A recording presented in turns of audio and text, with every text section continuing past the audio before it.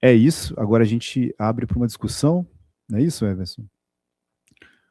A gente... É isso mesmo, Tiago.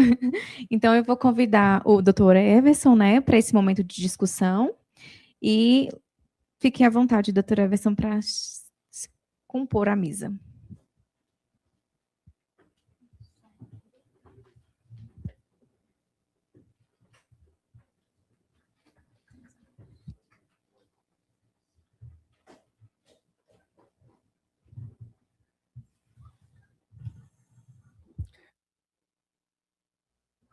Fazendo aqui relembrando a vocês, né?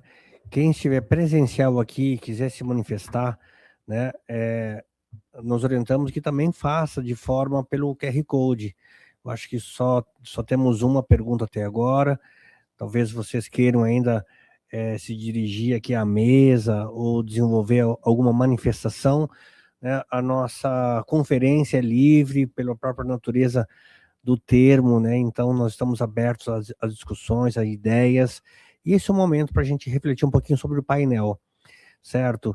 Se alguém está com dificuldade aqui no presencial, quem está aqui conosco, de fazer alguma pergunta, pode levantar a mão, nossa equipe está aqui, pode levar o microfone até vocês, mas a questão que a gente orienta é que façam as perguntas pelo QR Code aqui das manifestações. Se alguém quiser fazer o uso da palavra. Luane.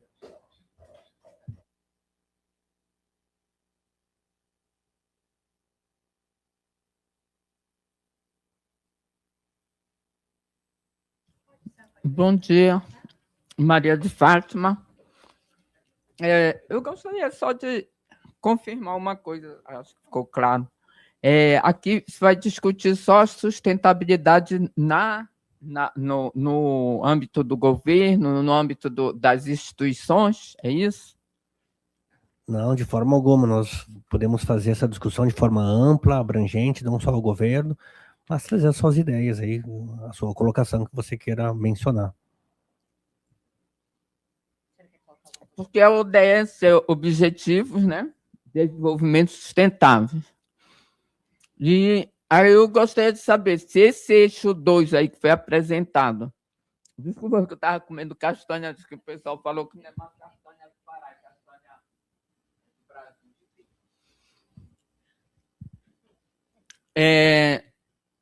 Eu entendi aí que com esse eixo 2, vocês falaram muito assim no âmbito interno. Assim, eu falei do ministério, não do governo, assim, eu falei do ministério que está aqui, a maioria, ele que não quer lá, tipo uma ONG, né, um instituto. Mas eu queria saber se é mais amplo também para fora. Que em junho vai ter uma conferência. Não, mas antes vai ter aqui uma conferência também do Instituto, que é o Jorge Abraão, presidente lá de São Paulo, que vai ser sobre o ODS também. Aí eu gostaria de saber se vai juntar tudo, que o de lá é mais assim sobre as cidades sustentáveis, com as pessoas, o trabalho localizado, as pessoas mesmo, a população. Aí eu queria saber se isso vai misturar tudo, pelo que eu estou vendo aqui, é mais de vocês, assim, mais âmbito interno, interna corporis até, seja de ministério, de instituto aí, no caso. Aqui, desculpa o seu nome? Maria de Fátima, da Castanha, Maria da Castanha. Maria, terra boa. Maria, aqui a gente traz a perspectiva um pouco do IBICT das instituições que a gente convidou, mas tudo aqui é para criar insumo para levar para a Conferência Nacional, né? Que provavelmente essa que você trouxe, se ela for uma conferência livre, ela também vai criar insumo para levar para a Nacional. E a Nacional vai ser esse momento de agregar todas as perspectivas, né? Enfim, a gente faz esse esforço, né? O livre, essa palavra é muito importante, para realmente conseguir ouvir todo mundo, né? Mas a gente sabe das dificuldades, né? De tempo, deslocamento, né? A gente fazer uma presencial, não é todo mundo que consegue vir para cá. Hoje com o YouTube a gente consegue, mas também fazer essa gestão de tantas manifestações no YouTube é um desafio à parte, né? Mas enfim, eu acho que aqui a gente consegue dar um passinho importante para trazer essa perspectiva IBICT, MCTI e das instituições que fazem parte, para levar para a Conferência Nacional, né, que acontece em junho, como é que é a nossa visão.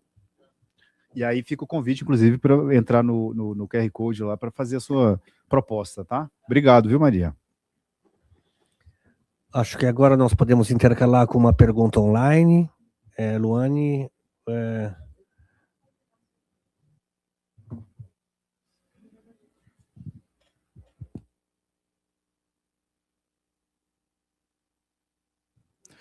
A gente tem um conjunto aqui de 6 perguntas. A primeira, da Márcia Silva, Potira, Débora Serasa.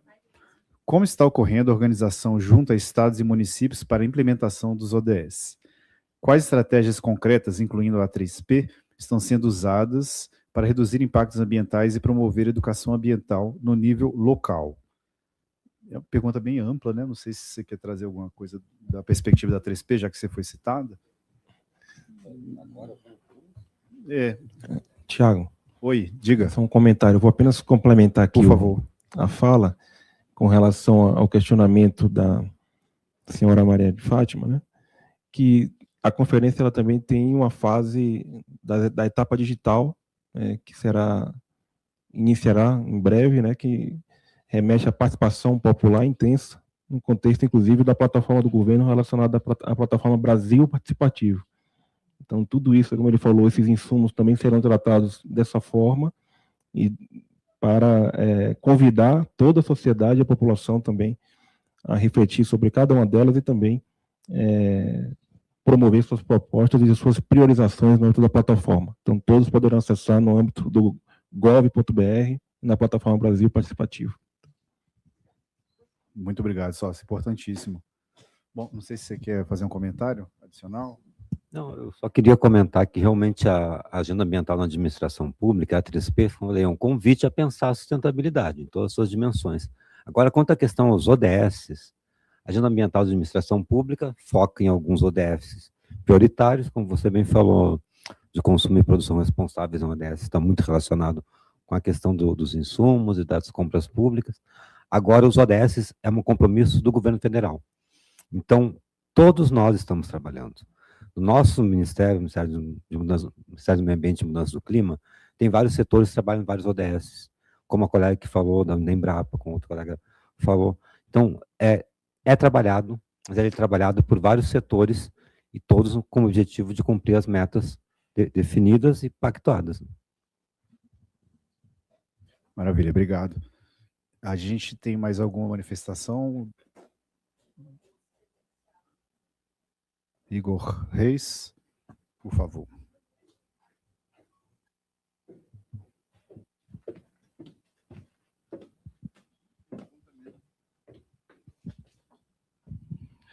Obrigado. Bom dia. Eu tenho uma pergunta relacionada à mesa, que é uma preocupação. Primeiramente, vocês falaram, eu sou servidor aqui no Ministério Novo, e essa temática é muito importante, até porque eu vi que na discussão de vocês há muita questão de sensibilizar os gestores para que cumpram, né, essa questão da sustentabilidade ambiental, e nós estamos no Ministério da Ciência e da Tecnologia, e nós temos que ver que a ciência ela deve embasar as decisões, não só dos gestores, mas também dos políticos. E aí eu achei muito interessante o trabalho da GIZ em vários países, né, sensibilizando as classes políticas. Mas quando vocês falam de cadeia produtiva, me veio uma preocupação. Existe no Brasil suporte técnico para que as empresas de pequeno e médio porte possam cumprir com esse inventário para a cadeia produtiva, porque, assim, foi falado, né, que a sustentabilidade, ela não encarece o processo, mas também nós temos que ver que o pequeno e o médio produtor, ele tem que ter condições, o governo, as instituições têm que fomentar condições para que ele possa implementar no seu dia a dia condições que a cadeia produtiva dele se torne sustentável, né? Porque, enfim, essa é a minha pergunta para a mesa, visando que está em Embrapa, GIZ, talvez vocês possam ter essa resposta para esse questionamento que eu tive ao longo da discussão. Eu começo porque ele falou de inventário, né? Essa discussão, Igor, ela é interessantíssima, tá? A gente vem, inclusive, com esse desafio há alguns anos, né? De como incluir pequeno, né? Nessa perspectiva, né? De desenvolver os inventários, não só de ciclo de vida, mas até de gás de efeito estufa, né? Isso é custoso, né? Você falou bem, sustentabilidade não traz custo, enfim, ela traz um custo inicial, mas a gente tem que ver da perspectiva de investimento, né? Que tipo de retorno que vai trazer ao você gastar dinheiro fazendo o seu inventário de ciclo de vida do seu produto e do seu ou do gás de efeito estufa, né?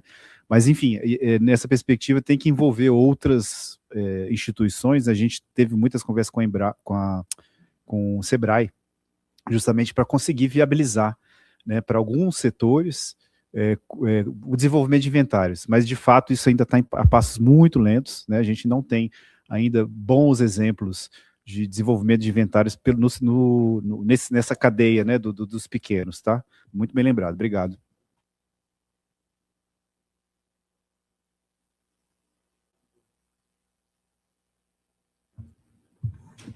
Igor, obrigado pela sua pergunta, assim, porque acho que é um tema bastante importante na perspectiva do projeto também, e eu fiz essa fala de que não necessariamente a sustentabilidade encarece o processo, né?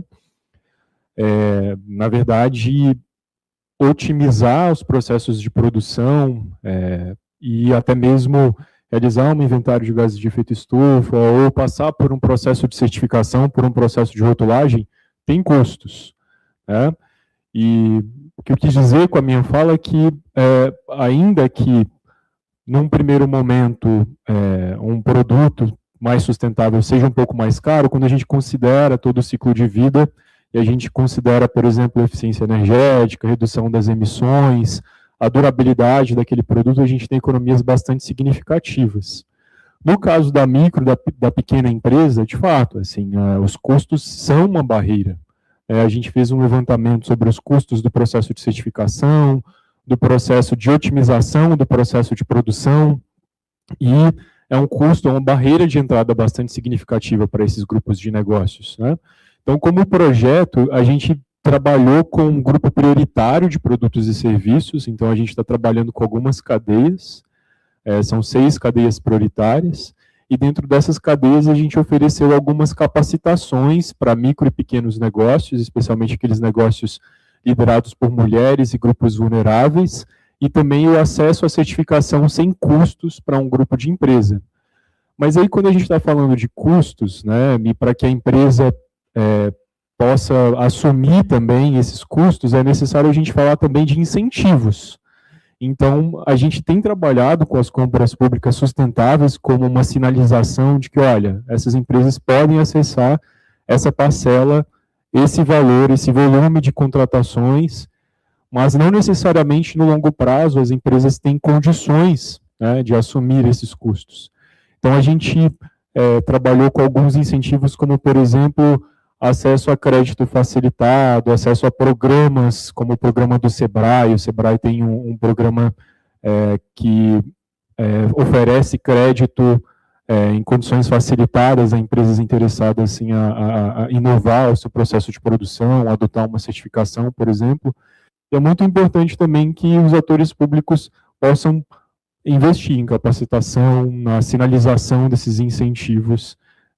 E a gente tem algumas políticas que atuam nesse sentido, né? Como, por exemplo, o Programa Nacional de Aquisição de Alimentos, que prioriza a aquisição de alimentos da agricultura familiar para a merenda escolar. O governo federal lançou também uma plataforma chamada Contrata Mais, que facilita a aquisição de produtos de pequenos negócios, e a gente está trabalhando para integrar rotulagem, critérios de sustentabilidade nessa plataforma. Bom, seria mais ou menos nesse sentido.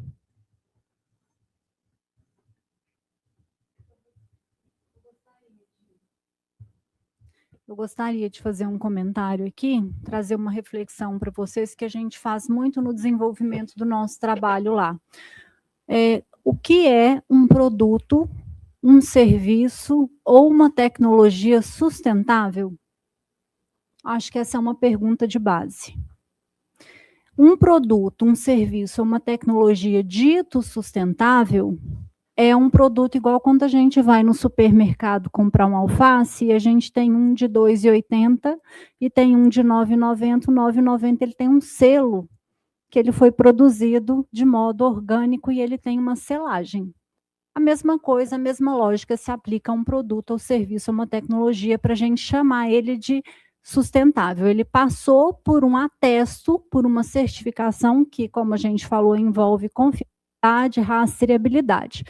E eu esqueci seu nome, Igor, e é um grande desafio, tá? Tanto no nível local, municipal, organizacional, nacional, a gente chegar nessa caminhada. Começando por uma questão de critérios, para a gente definir critérios. A gente acabou de ter lançado um decreto federal da taxonomia sustentável brasileira, que define critérios, né, para a gente classificar produtos, serviços, ativos como sustentáveis ou não. Está começando, é um grande desafio. Você acabou de citar os inventários, além de um leque enorme de normas que a gente tem aplicadas a cada segmento, né, para cumprir requisitos, exigências, requisitos, leia-se exigências, para a gente dizer se aquele processo, se aquele ativo recebe um atesto de sustentabilidade. Às vezes o atesto é em uma das dimensões, né? Ainda tem isso, então é uma longa caminhada. E outra coisa é a gente dizer que um produto, um serviço ou uma tecnologia contribui para o desenvolvimento sustentável, que ele está alinhado a boas práticas ASG, alinhado aos objetivos de desenvolvimento sustentável. Eu vejo que a gente está muito mais, nesse momento, de ter uma série de iniciativas alinhadas, né, na contribuição do desenvolvimento sustentável, do que da gente ter efetivamente produtos, serviços, porque por conta dos desafios que a gente tem nas diferentes escalas de critérios. E depois, quando a gente consegue adequar o critério, os instrumentos, o inventário, a taxonomia, as normas, existe um custo, sim, muito alto, essa é a nossa realidade, para adequação. Para cumprir aquela exigência, às vezes uma organização, uma empresa, um produtor rural, uma cadeia produtiva, tem um alto custo de adequação para receber aquela selagem. E isso também é um desafio que todos nós que estamos aqui precisamos começar a pensar nisso. Né? Isso é um gargalo para a gente trabalhar. Como que a gente facilita esse processo para a gente migrar de produtos, serviços que contribuem para o desenvolvimento sustentável para produtos, serviços efetivamente ditos, né, atestados como sustentáveis? Aqui tem um grande campo de trabalho para nós. Excelente pergunta, Igor. Vamos passar agora uma pergunta online. Eu estou indo pela ordem aqui, tá? Renata, mais Jonatas, pergunta em dupla. Quando os estados terão acesso a reuniões com a equipe da 3P MMA para avançar no programa? Como os participantes online podem se engajar nesse processo? Não sei se tem uma...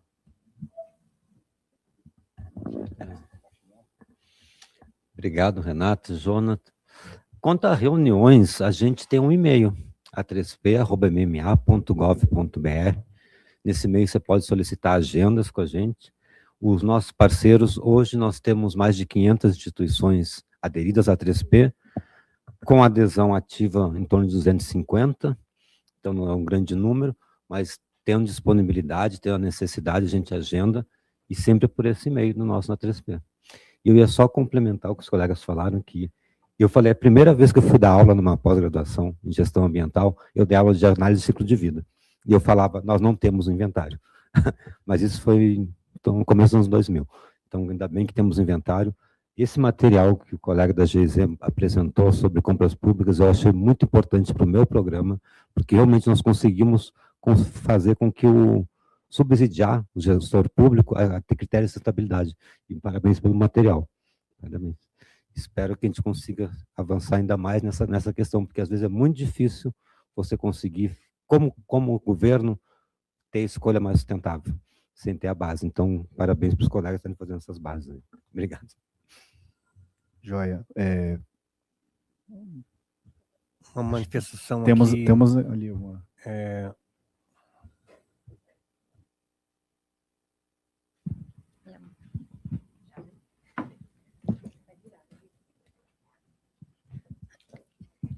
Bom dia. Eu gostei das manifestações de vocês. Primeiro vou me apresentar, meu nome é Michele Cunha, e dentro desse cenário, desse contexto de alinhamento de narrativas, né, e de ajustes entre alinhamento de forças, que tanta gente tem citado, eu queria saber de todos vocês, em especial a nossa colega que falou justamente desse alinhamento de narrativa, como que o governo e como que o representante do terceiro setor, ele enxerga a mineração como aliada no desenvolvimento sustentável para o país, e não como demonizada, né? Que eu falo que assim, a gente sempre enxerga a mineração como olhando para trás e vendo as tragédias, sem um alinhamento, inclusive de educação, de que para fazer funcionar a indústria 4.0, para fazer as usinas eólicas, as fotovoltaicas, inclusive a própria Embrapa, no que tange ao alinhamento de solo, de fertilizantes, isso tudo passa pela mineração. E o senso comum é que a mineração ela destrói tudo, né? Então, como que a gente pode unir forças e dar as mãos para que, de forma responsável, a gente possa não simplesmente ignorar a mineração, mas utilizá-la como aliada para que ela seja fomento e ajude no desenvolvimento do plano de governo e nos objetivos do desenvolvimento sustentável.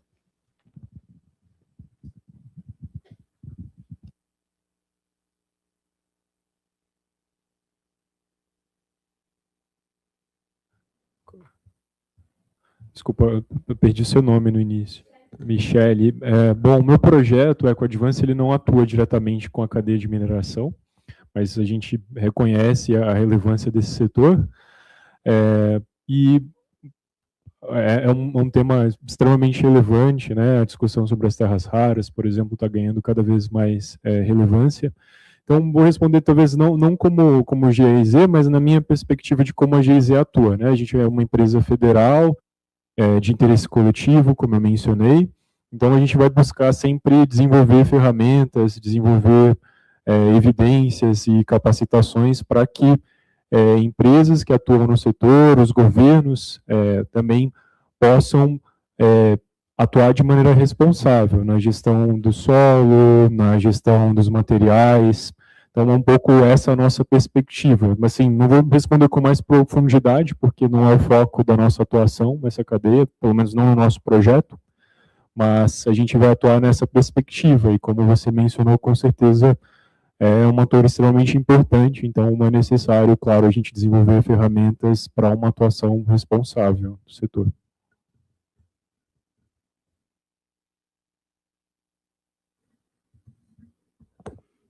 Bom, essa é uma pergunta sensível e eu vou me resguardar o direito aqui enquanto Embrapa apenas de me solidarizar com você.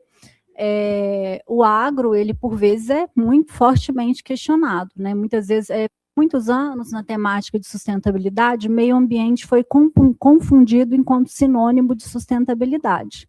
Então, a gente tem que entender que sustentabilidade tem 3 letrinhas, né? No conceito clássico na literatura.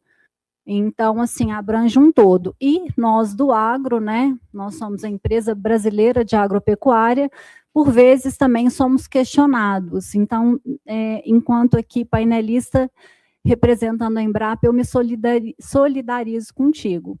Enquanto profissional, agora que eu vou falar, né, uma abordagem dentro da perspectiva sistêmica de sustentabilidade, eu acho que isso é uma questão, novamente, Tiago, de mentalidade, é um ajuste de mentalidade. né? Eu acho, e outro ponto muito forte, eu acho que a gente tem um problema muito sério nessa era contemporânea, o excesso de informação, e junto com o excesso de informação, a desinformação, que é como os conteúdos e os posicionamentos de fala, eles são posicionados. Eu acredito muito, enquanto geógrafa, enquanto uma profissional, inclusive da área de meio ambiente, que o território ele tem a multifuncionalidade dele, a vocação funcional de cada área no território. E assim como a gente tem vocação territorial, a gente tem também a vocação e a importância de cada segmento, de cada setor. E eu acredito que, enquanto profissionais de sustentabilidade, a gente tem que ajustar a nossa mentalidade, trazer perspectiva sistêmica, como você falou, e a questão é a gente ajustar a equação, o papel e a função e a relevância de cada parte de cada setor, para a gente construir o funcionamento do todo, entendendo a relevância de cada um e, principalmente, gente, porque sustentabilidade envolve consciência, e quem tem consciência tem responsabilidade. Cada setor, nós do agro, vocês da mineração, vocês da informação, assumimos, além do nosso papel e função, a responsabilidade que cada um temos em relação aos impactos positivos e negativos que geramos. Obrigada.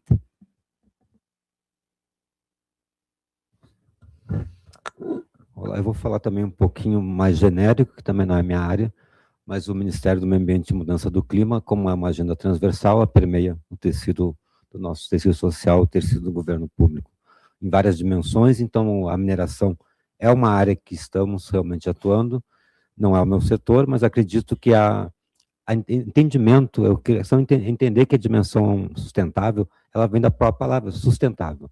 Então, os processos produtivos, estamos passando por uma transição, estamos querendo a transição justa, estamos querendo uma economia circular, várias ambições, descarbonização. Então, quando se pensa nisso, você tem que colocar na balança o que realmente a instituição, digamos, as empresas, né, o que realmente elas querem se comprometer com o meio ambiente. Então, talvez algumas atividades que temos hoje não seja mais viável, porque como a gente trabalha economia circular, a gente fala, não tenta colocar o que é uma linha, fazer ela ficar redonda. Não, você já tem que pensar redondo. Você tem que pensar em sistemas que já são sistemas que são regenerativos, que já nascem de uma visão de sustentabilidade e de responsabilidade socioambiental. Então, acredito que não devemos em nenhum momento, demonizar nenhum setor. Todos os setores são importantes para o crescimento da nossa nação.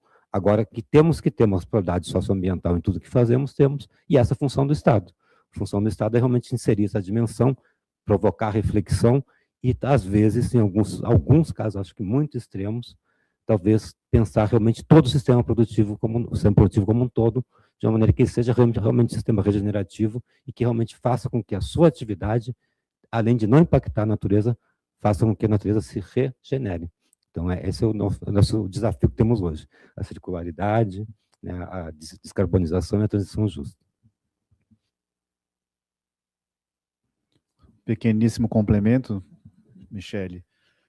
Enfim, pelo visto, inclusive, né, da visão sistêmica e tudo, eu acho que o profissional que trabalha com sustentabilidade, no exercício de alinhamento de mentalidades, sair do juízo de valor, né, do que é certo, o que é errado, o que é bom e ruim, né? A nossa perspectiva é trabalhar assim, olha, se temos uma cadeia que gera tais impactos, tais trade-offs, a cadeia que vem para o bem, né, vamos dizer assim, que vem substituir o recurso fóssil pelo renovável, ela vai resolver um problema, invariavelmente ela vai trazer outro. Né? Você imagina o que é? Assim, não, o problema é a mineração, fecha, desliga. E aí?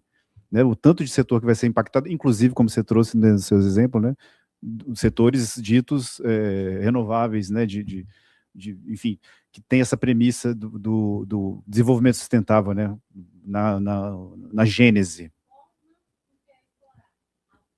Isso, exato. Mas a gente não pode ignorar, porque assim, eu vejo que por muitos anos a agricultura foi ignorada, e aí só falava das florestas, né, quando fala de agricultura. Então, por muitos anos a agricultura ela foi tratada com o nariz torcido, né? Aquilo faz mal para o Brasil. a gente tem que parar de comer carne, né? Então, era uma coisa muito ruim. E aí, de 2016 para cá, vem um novo posicionamento que foi... E por isso que eu me posicionei, porque foi citada a questão do alinhamento de narrativa, de trabalhar de forma transversal, de buscar informação por meio de educação, e não por simplesmente replicar discursos que muitas vezes são infundados e vêm de notícias, como a nossa colega falou, de notícias publicadas de qualquer forma e sem nenhuma responsabilidade na internet. O acesso à informação ou a desinformação, ele caminha no mesmo sentido. Então, em 2016, veio esse alinhamento de narrativa de que o agro ele poderia contribuir, se bem utilizada, e trabalhar de forma junto. Inclusive, está tendo diversas ações de reflorestamento e de trabalhando o agro e o reflorestamento juntos. E aí, eu não falo, tá? Eu deixo só claro que eu não estou falando em nome da ANM, eu estou como uma ouvinte pegando informações, porque tem toda uma questão de responsabilidade da própria comunicação, mas como ouvinte, e olhando, inclusive, o colega, quando fala do terceiro setor, eu penso que nós, como formadores de opinião, e vocês compondo a mesa, a gente tem que trazer a reflexão do que, de fato, é necessário. Talvez possa mudar a forma com que se é explorada a mineração, né? Até porque, assim, desde os primórdios existe, né? Teve a era do ouro, a era da prata, a era do cobre, todas as eras, e aí tira tudo como se não houvesse o amanhã, né? Mas trabalhando com tecnologia para que se façam incisões inteligentes, né, trabalhando de mãos dadas e não falando, não, tira isso, ignorando, e aí só trazendo à tona quando algum desastre aconteceu, viu, eu avisei, né, mas a gente trabalhando como assim, é uma questão do Brasil, não é um problema da mineração ou dos mineradores, ou da agência, ou de quem quer que seja. É uma questão a ser tratada em nível de governo, que nós possamos sentar, pensar em soluções inteligentes para que faça o uso da melhor forma possível, inclusive nesse alinhamento de narrativas, porque o desenvolvimento nacional sustentável e o atingimento dos 17 objetivos, ele, de alguma forma, passa por todos esses assuntos mais sensíveis, que geralmente é igual o morador de rua, a gente finge que não existe, né? E eles existem e são necessários. Na casa da mineração é necessário. Você não tem como fazer uma transição energética sem passar necessariamente pela mineração, né? Então, assim, eu convido a reflexão de pensarmos em alternativas, em alinhamentos de narrativas, para que juntos possamos unir forças, terceiro setor, governo, administração direta e indireta, empresários, para que a gente possa transformar isso em algo bom, ou então responsável, o mínimo possível, mas responsável, né? Então, acho que é isso a mensagem. Obrigado, Michele. Responsável, consciente, né? Acho que é isso mesmo. E transparente. Isso. Bom, trazer uma última pergunta, né, do online. Acho que a gente pode ir decorrendo aí. Oi? Acho que mais duas. Mais duas? Tá. Muito bem. Então, a pergunta é: quais os principais desafios da administração pública nas compras e contratações sustentáveis e como instrumentos como o PLS, o Plano de Logística Sustentável, poderiam ser utilizados para monitorar o desempenho dos ODS? Aí tem uma mais objetiva aqui, que duas perguntas em uma, tá? Que é como a GIZ tem atuado junto aos órgãos de controle na validação de modelos de editais que garantam critérios de sustentabilidade como diferencial, além do menor preço, na análise de propostas de fornecedores. Bom, enfim, eu tenho essa parte do ODS e tem a primeira parte que é aberta, se alguém quiser.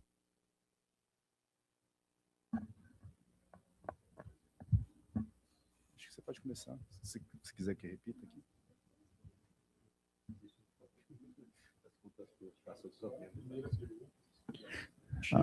A primeira foi os desafios da administração pública nas contratações, nas compras e contratações sustentáveis e como instrumentos como o PLS, né, o Plano de Logística Sustentável, podem ser utilizados para monitorar o desempenho dos ODS.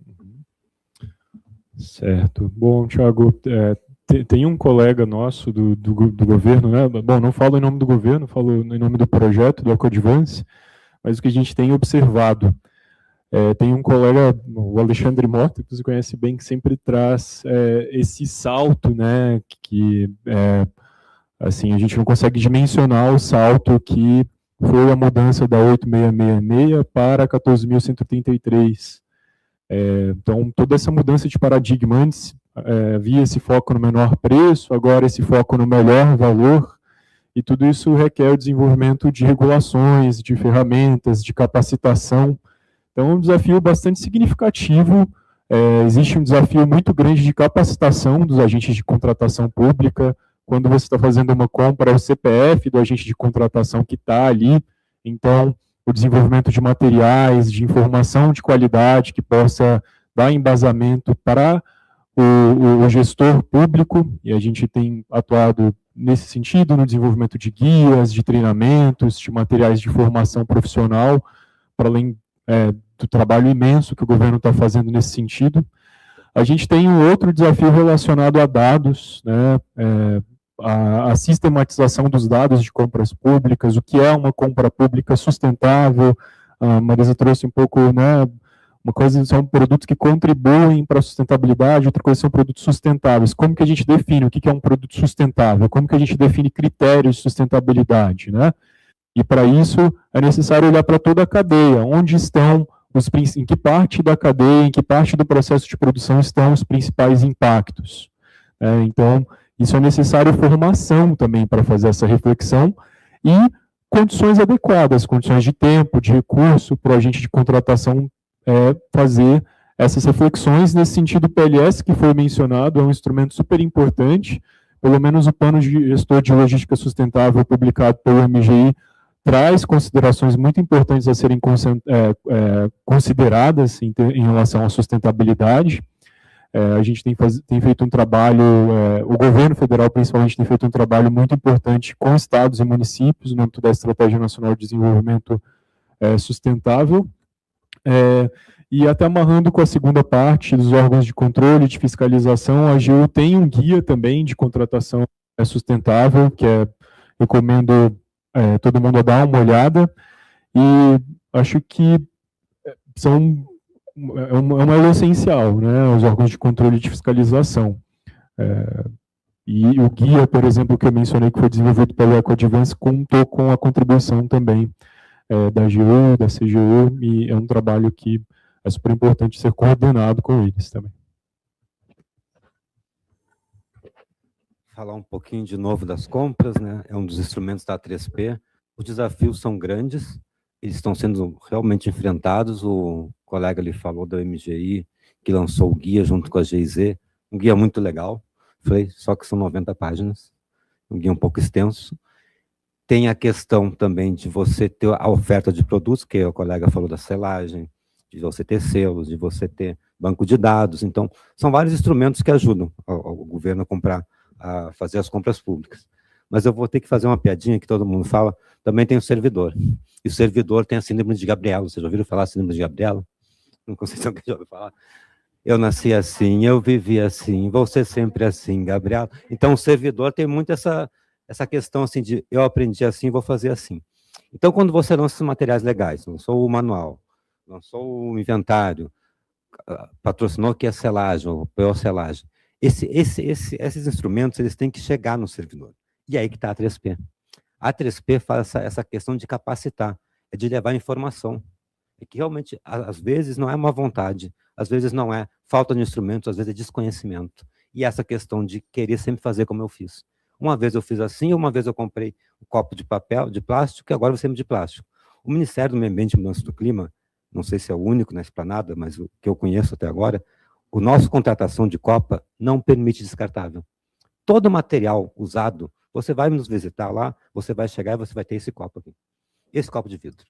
você vai ter a xícara de porcelana, você não vai ter nada de plástico, ou papel, ou madeira, nada descartável. Tudo é reutilizável. Foi um contrato. Nós conseguimos, por meio de contratação pública sustentável e responsável, que a Copa toda os deixasse descartáveis. Olha, toda, não existe descartável, não é descartável nenhum lá dentro. Então, isso é uma mudança. A questão das impressões de folhas, de você não ter mais uma impressora na tua mesinha, a impressora está no corredor, você tem que se levantar, diminui. Então, a síndrome de Gabriela também é muito grande. E quando você começa a dar instrumentos para fazer com que o servidor realmente veja um novo caminho e que veja que esse caminho é bom para todos, é bom para ele, então é uma das maneiras de você ter enfrentar esses obstáculos de compras sustentáveis. Mas elas estão se concretizando cada vez mais. E só reforço o que eu falei desde o começo da minha fala, a importância de educar.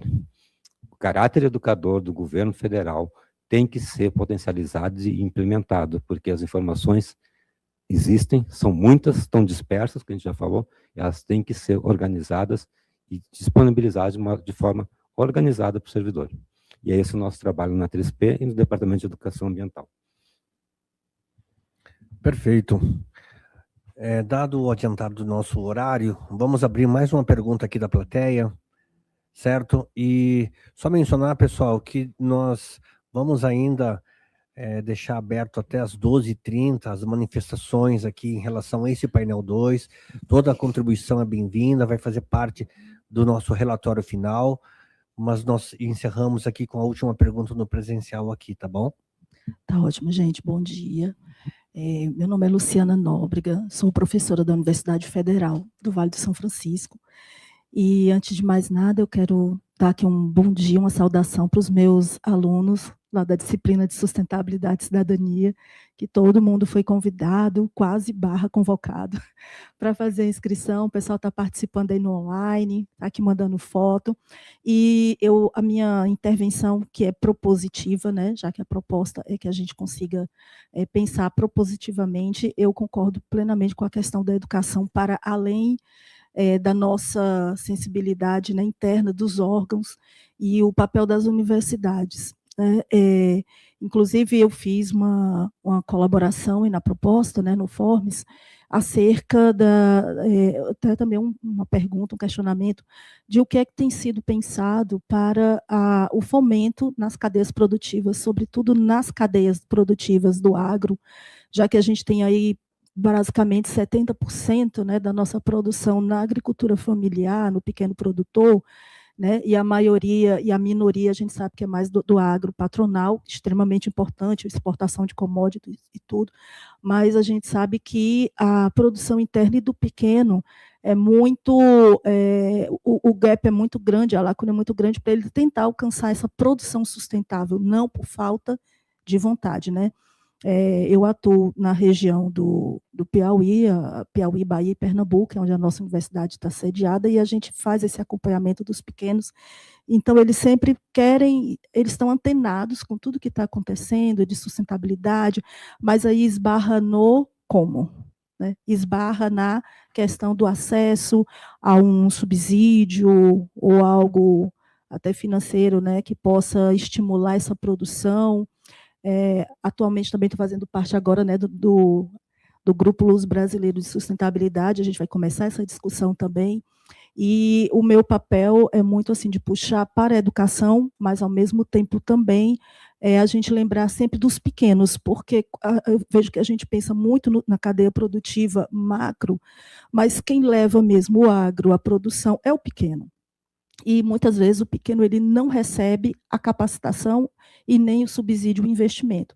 Então, assim, até que ponto, né, a gente discute ODS também pensando, né, a gente tem né, da pobreza, da redução da pobreza, o 4, que é a educação de qualidade, que é, para mim, o pilar fundamental para a gente realmente mudar a mente, consciência, né? Mas a que ponto a gente está pensando assim, nessa sustentabilidade financeira, que também é o terceiro pezinho, senão fica capenga. Então, a gente tem que pensar que as pessoas querem ser sustentáveis, o pequeno produtor quer ser sustentável, mas como ser sustentável com tanto insumo e necessitando de certificação e tudo mais, se não, eles não forem abraçados, né, ou realmente mais fortemente acompanhados. Então é isso. Obrigada, gente.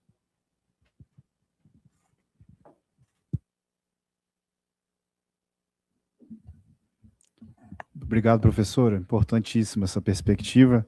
E, enfim, acho que o que eu trago assim da sua fala de importantíssimo é justamente esse papel da universidade como agente de transformação local, né?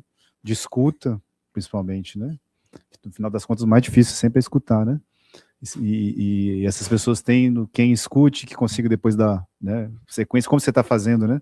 Trazendo essa perspectiva deles aqui no ambiente, né, formal, né, ministerial e tudo, que no final das contas é para da onde vai sair as ideias que vão para a Conferência Nacional, que potencialmente vira política pública, né?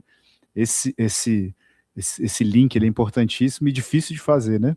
Obrigado pela manifestação nesse sentido. Não sei se a gente faz mais perguntas ou encerramos, né? Só lembrando, gente, que assim, a gente teve um bocado de manifestação online, né? Gratíssimo pela essa participação online, muito importante para a gente, e que essas discussões não serão perdidas, tá? Vocês têm os nossos contatos, né, via e-mail, via os sites, e a gente tem um fórum no IBICT também, agora um fórum dedicado à informação para sustentabilidade, né? A gente depois pode compartilhar isso. Isso já está sendo compartilhado online, mas para os presenciais depois a gente pode buscar um outro meio, né? Pelas inscrições a gente acessa vocês, que é justamente o espaço que a gente tem para guardar essas ideias, para não deixá-las morrerem e para a gente continuar na discussão, tá? Acho que encerramos, né? Obrigado, gente. Agradecemos aos participantes por suas contribuições. Convidamos para a foto oficial do painel.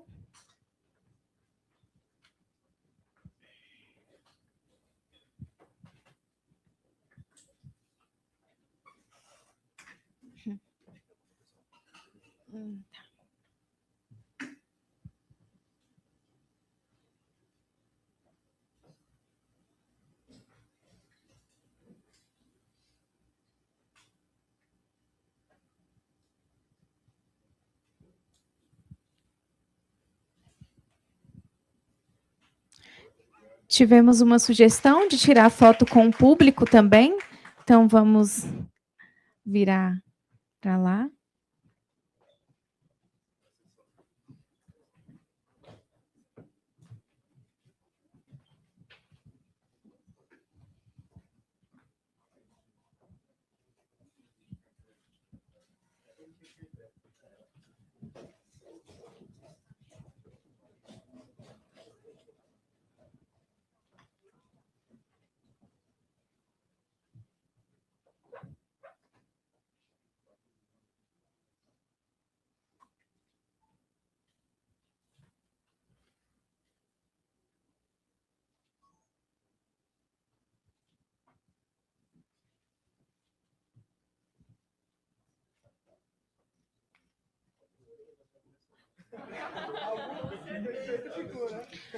Muito obrigada. Queremos agradecer a todos por estarem conosco, tanto presencialmente quanto virtualmente. E agora